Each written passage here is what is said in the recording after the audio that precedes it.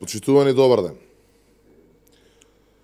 Зоран Заев и неговата десна рака Драги Рашковски се летнати во облаци, па може би и токму затоа им требаат хеликоптери. Но тоа не е и не смее да биде оправдување за криминал и штетни договори тешки десетици милиони евра. Владата молчи за деталите од договорот со фирмата Сархемс, со кој што на човек фирма, формирана 24 дена пред објавување на јавниот повик, треба да и се платат огромни 72 милиони евра. Молчат Заев и Рашковски, но затоа членовите на Комисијата за спроведување на јавната набавка не сакале да молчат. Целиот проект смрди на криминал и затоа, според информациите кои ги имаме, двајца од членовите на Комисијата не се согласуваат и даваат издвоено мислење во извештајот за постапката. Затоа, повторно јавно прашуваме, дали во одвоените мислења се посочува дека документацијата на приватниот партнер не била целосна и дали некои од документите на фирмата фаворит на Заев и Рашковски се доставени со задоцнување и надвор од роковите. Затоа јавно прашуваме дали Комисијата не можела или не сакала да се изјасни околу иновативниот начин на кој партнерот на Заев си одбрал да си ги наплати од Македонија 72 милиони евра. Дали е точно дека побарале мислење од јавното предпријатие за државни патишта околу идејата известниот Саша Ѓаковиќ да земе процент од наплатата на патарините? Дали е побарано мислење од АДМНАВ и Агенцијата за цивилно воздухопловство во врска со одвојување на процент од наплатата за прелетите или авионските билети, односно патничката такса? Многу сомнежи за криминал, а уште пострашен молк од Рашковски и Заев. Дури кружат гласини дека и на мислењето од институциите им се става степен на класификација за истите да се сокријат од јавноста. Почитувани, како што наближуваат изборите и денот кога граѓаните ќе им кажат дека доста ја уништуваа и плјачкосуваа Република Македонија, така криминално-рекетарската банда предводена од Заев се и се побезобразно краде. Тази основаната фирма на известниот Ѓаковиќ е единствениот понудувач на владиниот повик. Затоа фирмата сама со себе се наддава на електронска аукција, која е одржана на 25 октомври и нормално останува на првично понудената цена за монополот, односно 10.000 евра месечно. Во превод, тоа значи дека државата ќе плати на фирмата 72 милиони евра, плюс ќе ги даде на располагање сите објекти и опрема од Центарот за обука на пилоти во износ од 10 милиони евра, а за возврат за сите 8 години приватниот партнер ќе плати на државата 960.000 евра. Да не беше трагично, ќе беше смешно. Значи имаме една фирма која што конкурира и се наддава сама со себе, при тоа е основана само 24 дена пред објавата на повикот. Имаме сомнителни иновативни методи за собирање на 72 милиони евра.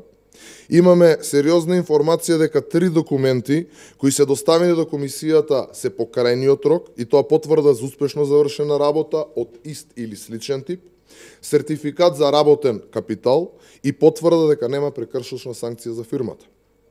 Исто така имаме издвоено мислење на членовите на Комисијата и класифицирано истото од страна на институциите кои ги доставуваат. Практично ги имаме сите основи да се сомневаме дека на повидок е уште еден огромен криминал. Тоа што немаме е транспарентност од владата и одговори кои ги чекаат граѓаните. Зоран Заев и криминално-рекетарската банда околу него се на прагот да испумпаат 72 милиони евра од граѓаните и да ги дадат во форма на концесија, односно приватно партнерство, на фирма основана пред 20 на дена. Државата е повеќе кратно во загуба. За да можат граѓаните да разберат за каква измама се работи, доволно е да се знае податокот дека со 72 милиони евра, колку што Заев ќе даде за 8 години, може да се купат 15 најсовремени хеликоптери за медицинска итна помош или повеќе од 1500 најсовремени амбулантни возила. Уште еднаш подсетуваме, власта да не си игра со државата и парите на граѓаните и уште еднаш да ги подсетиме дека секој криминал ќе биде санкциониран. Ви благодарам. Прашања? Вчера на дебатата за изборниот законник и покрај поканата Мицковски не беше присутен. Од она што јас го добив како коментар е дека не сте чувствувале потреба, бидејќи за оваа тема разговарате на работните групи. Значи, докаде сте со работните групи? И уште едно прашање околу најавата на Зоран Заев дека доколку не се согласите дека ќе се обиде да собереш со 61 подпис дека ќе се усвои тој закон за една изборна единица. Па, околу најавата на Заев очекувам, ако веќе не го направил тоа во текот на вчерашниот ден, во текот на денов да даде изјава која се предомислува, бидејќи тоа е начинот на кој што функционира. Нашиот став е добро познат и јасен и многу пати кажан во јавноста. Прво што треба да се направи е да се усвојат препораките од страна на ОПСЕ, ОДИХР и секако на Канцеларијата на Европската Унија. И тука работните групи работат и веќе се во, можам да кажам, една напредна фаза.